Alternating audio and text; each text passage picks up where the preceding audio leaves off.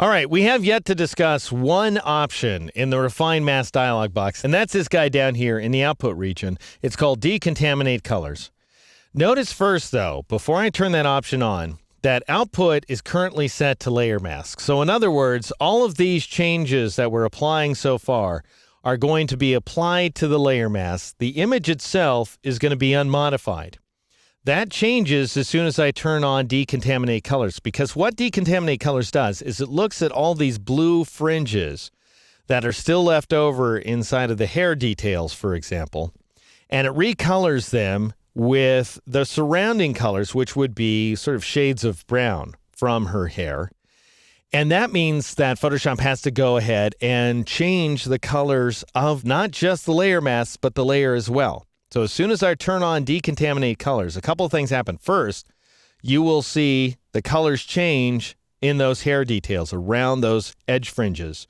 And they are no longer as blue as they were before. Now they appear browner. And if there's still a fair amount of blue hanging on, or whatever color from the old background, then you can increase that amount value in order to decontaminate those colors even more. However, in our case, increasing the amount value ends up over-smoothing those hairs. So I'm going to take it back down to 50%, which is the default. Also notice output is now set to new layer with layer mask. I can't even select layer mask anymore. That's now a dimmed option. If I'm going to apply Decontaminate Colors, I have to create a new layer right here. And I am, by default, going to adjust the layer mask as well. So here's my reasoning, and I've come up with this over time, that you're better off taking 2 passes with Refine Mask, regardless of what kind of edge fringing you're getting. You're better off turning Decontaminate Colors off the first time around and setting output to layer mask so that you go ahead and apply your changes to that layer mask and you get that step out of the way.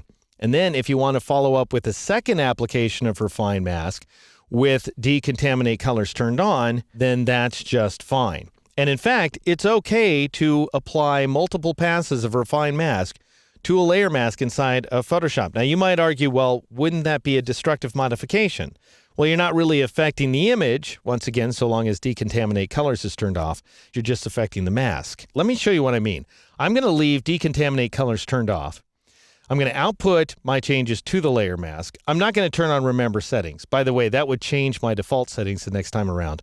I'm just going to click OK in order to apply my modifications so far. So to give you a sense of what I've been able to accomplish, this is before. If I press Control-Z, these are my original edges, and I'll go ahead and zoom in here so you can see these ratty blue edges around the hair, around the knuckles as well, and around the sweater. And if I press Control-Z or Command-Z again, that's after the modifications that I applied to the layer mask using the Refine Mask command. All right, so obviously my new layer mask is in much better shape.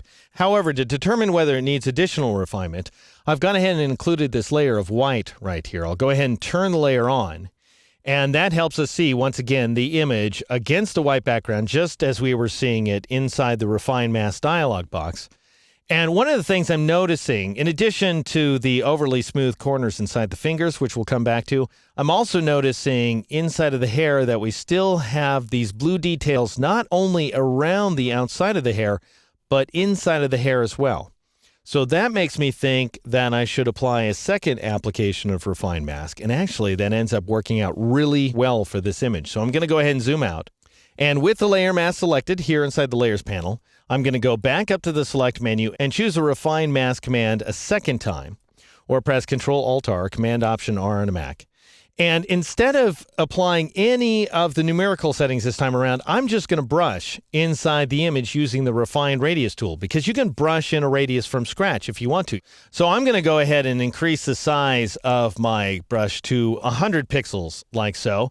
And then I'm just going to brush inside of the hair in order to reevaluate it. And initially, as you brush, you're not going to see any changes. Bear that in mind. And I'm not pressing the Alt key or the Option key on the Mac. I'm just brushing away.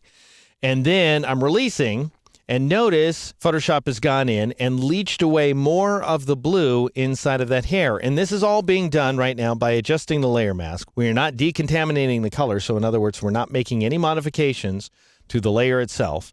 And now I'll go ahead and scroll over here to the left side of the image, and I'll paint inside of this bottom area of hair as well, because it still has blue inside of it. And we'll see what happens. Again, we leach away more blue. I'll paint inside of this little detail right there.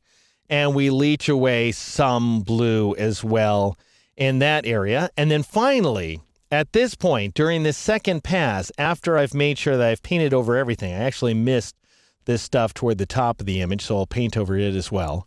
And if you went too far, of course, you would Alt or Option paint inside of the image to remove an area from the radius. I actually think I want to go farther right there inside of this region.